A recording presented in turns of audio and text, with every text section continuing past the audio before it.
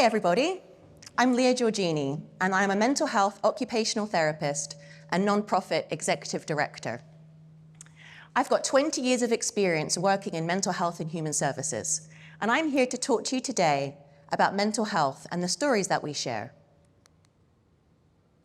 I want to start with a case study that will probably seem sadly familiar to any of you who've worked in the mental health field. She was a teenage girl, still in high school, buzzing with that potential of youth. And she was smart.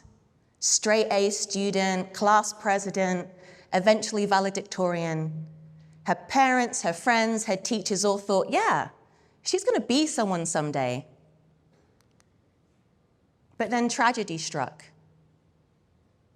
Like so many young people, that brain of hers became her own worst enemy.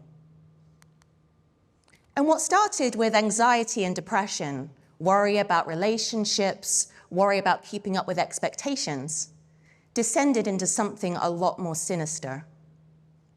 She became confused, afraid, fearful and paranoid. And she started doing this weird stuff, like wandering out at night into the street, hiding in graveyards because she thought her family were trying to hurt her. One time, the police, who knew her really well by that point, actually sent a helicopter out to find her because they thought she walked out into the sea. So unsurprisingly, she was hospitalized, put on antipsychotics, and she became a regular feature at the mental health clinic, going in, day out, seeing the nurse, seeing the doctor. She did try. She tried to get out of that. She tried to go to college. But she dropped out twice because it was just too hard for her to leave the house. And she complained and became difficult, saying the medication made her too tired. And all that potential, that awesome potential, just disappeared. And it was hard to imagine what possible future could lay ahead for her, other than being a professional patient.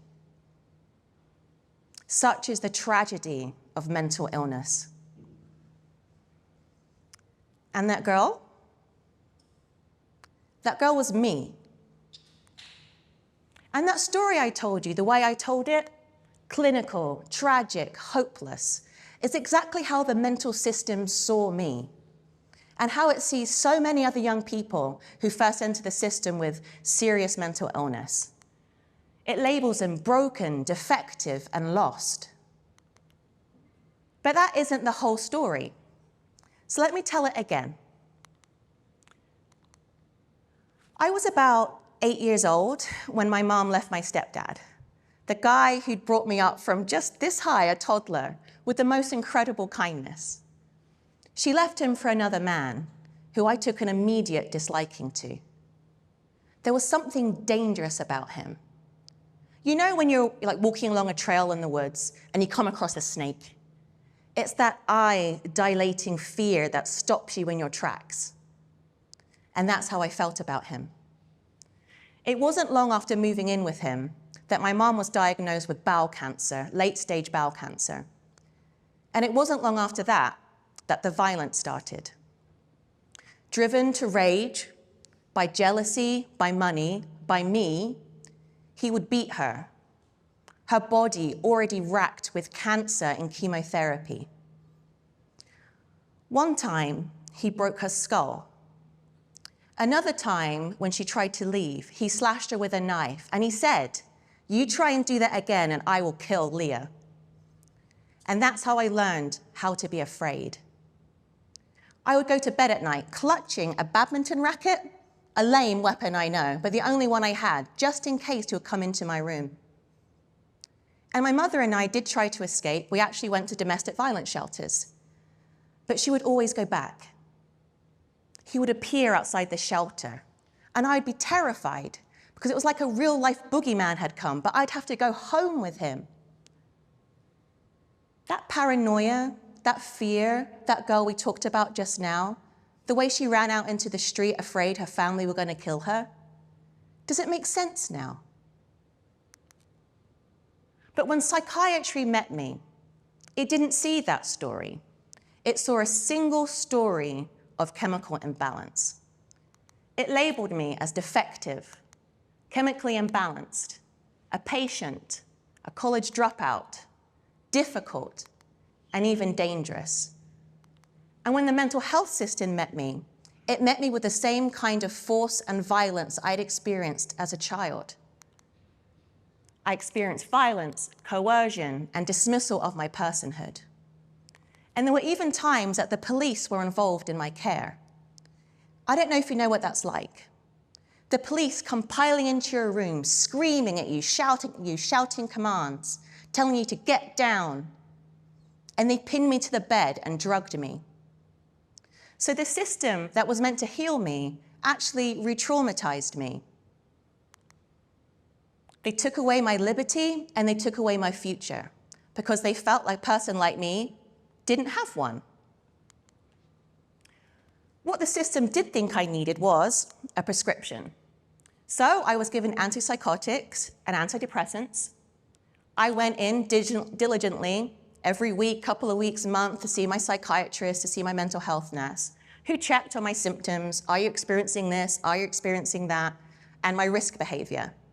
But what I wasn't given was in-depth therapy. Why is that? Because I was reduced to that one biomedical story. I would bet there aren't many people in this room that either haven't been through therapy themselves or know somebody that's been through therapy. But did you know that therapy for psychosis is remarkably rare and rarely available? While nearly everybody is offered medication, only 1/3 of people are offered therapy. Moreover, psychosis is actually an exclusionary criteria for many types of therapy. The idea is that, if you offer a trauma-focused treatment to someone with psychosis, it's going to dig up the past, it's going to make their symptoms worse, it's going to re-trigger a relapse. Where in fact, research shows the opposite is true. Offering trauma-informed treatment to people with psychosis actually leads to long-term recovery. So I ask you, why is this? Why aren't we getting people therapy who've got psychosis? Who benefits from this? Who profits from this? And who loses out? So how am I here? How did I get here at a point today where I can stand up and speak to you? Well, it took someone seeing me. Not just seeing me, but seeing me in the context of my life and also in connection to other people. Rather than a treatment that sought to bury my story, make me placid and calm and sleepy, it sought to bring out my story, uplift that voice. When I said to my family, I need help, I need real help, I want to get better, but this isn't working for me, I was so lucky that we found a therapist called Sandy, who I credit with saving my life at the age of 17. There are many things she gave me, but I'll go through a few of them. One is validation. So I had periods of short-term therapy beforehand, but all it seemed to do was seek to discredit me. I was asked to look at all the evidence to show why I shouldn't be paranoid. But my whole life had been evidence of why I should be afraid. Sandy didn't do that. She believed me and saw there was a reason that I felt that way. Second was nurturing. So after a serious suicide attempt, after I got out of the hospital, I went back to Sandy's office and she sat me down. She looked me in the eyes and she said, Leah, I would be so sad if you left us. And you know, I believed her. Because in that moment, in that interaction, I felt loved. And because of that, I was able to love myself and love that scared little girl that was still inside of me. More than that, she connected my story to something bigger. What she taught me was that I wasn't actually crazy. I was angry. Wouldn't you be angry if you saw some guy beating your mum who had cancer? But we as women are often socialized to turn our anger inwards, to bury it. Being angry isn't feminine. Being angry often isn't safe. But through the therapeutic process, I realized if I can take this anger and I can take it from something destructive, but turn it into something constructive, a righteous rage, then I could potentially change the world. Race also played a part of my picture. So my mom was an Indonesian first-generation immigrant to England. There are things about race and poverty that are interconnected. So her degree in Indonesia didn't translate to England. So she had to work low-wage jobs, cleaner, hairdresser. So when we came into a domestic violence relationship, we were literally unable to leave. By that point, she had cancer. We were living on benefits. If she left, how would we feed ourselves? So in this way, race and poverty can be linked. And I was actually put into the foster care system. There's also this broader context, right? Like, for sure, I think my mother had her own issues. But there's that intergenerational context too. My great-grandfather was a freedom fighter against the Dutch occupation in Indonesia. And I truly believe that intergenerational trauma lives in us and shapes the way that we try to survive. So yes, I was that crazy girl wandering around the street, hiding in graveyards. But I wasn't crazy. My life was. And my brain wasn't broken. The system was. And realizing that and realizing the root cause of all these issues saved me, because I was able to start empowering myself, realizing, okay, I can't do anything about what's happened to me, the dynamics in my family, but what I can change is my community and my society. So that's what I did. I looked at all the different things I thought were the core reasons for my situation. One was the healthcare system had turned my care into a conveyor belt. So what I did is I trained as a mental health occupational therapist, empowering people to live their dreams, finding meaningful occupation, helping them live a life worth living. I also then connected my work to healing and basic needs. Healing with housing, healing with income, healing with meaning making. Recognizing that racism and sexism had been part of my journey, I actually spent 6 years working at YWCA-Lafayette, whose mission is to eliminate racism and empower women. And there I helped to co-lead the domestic violence program with amazing colleagues, where I got to help many families, many women, many people leave their domestic violence relationships whose stories look so much like mine. And I recognized there was stigma. Obviously, stigma in society against people with serious mental illness, but more than that, a stigma in the mental health system itself that says, you are a professional patient, never a professional, period. So now I serve as executive director for ISPS US that brings together clinicians, people with lived experience, and family members to try and change the narrative about psychosis, to reimagine mental health care. Because we recognize it isn't about broken brains, it's about repairing broken connections, relationally and societally. So by doing all this, I was able to shed those labels. No longer defective and chemically imbalanced, but as resilient, a change maker, a survivor, a professional, an expert, and strong. So why does this matter? I mean, outside of me. Well, it's because of attitudes like this. Attitudes like this show the danger of a single biomedical story in psychiatry. This quote refers to a famous talk show host who said that if mentally ill homeless people don't accept treatment, they should be given a lethal injection. When we reduce people to being a broken brain, we're saying that they are broken. Well, people don't break, objects break.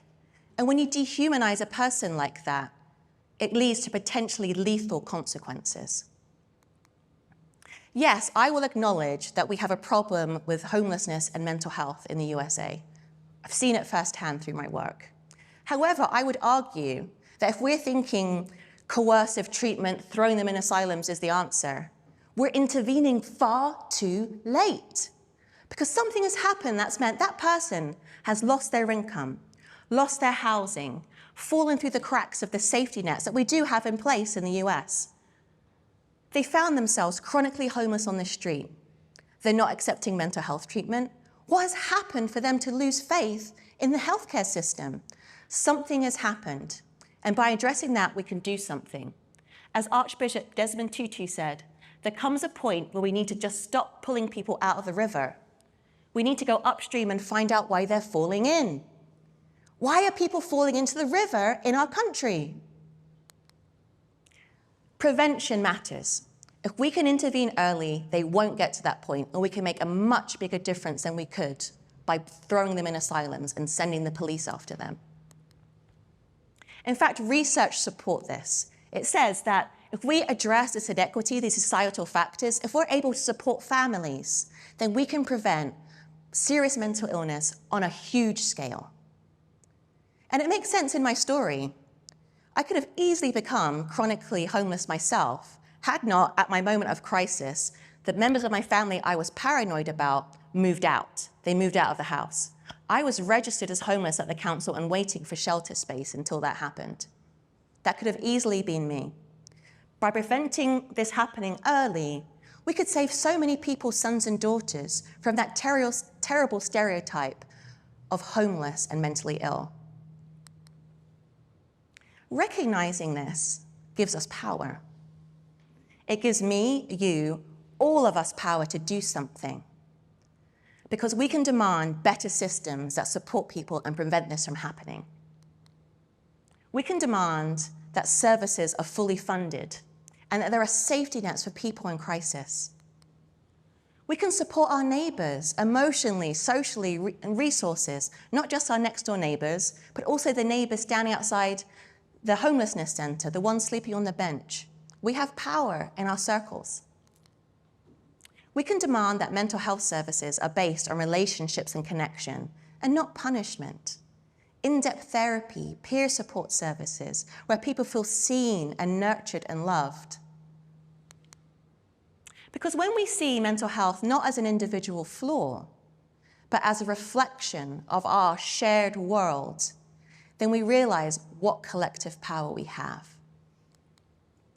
So let's rewrite the narrative. Let's change the narrative. So that girl at the beginning that was scared and afraid, so she isn't labeled with a broken brain and thrown on the trash heap. So that when people meet mental health services, they're met with love and connection and therapy, no matter what their diagnosis. Let's write a new narrative where we realize our stories are actually so interconnected, because there is no single story in psychiatry, only shared ones. Thank you.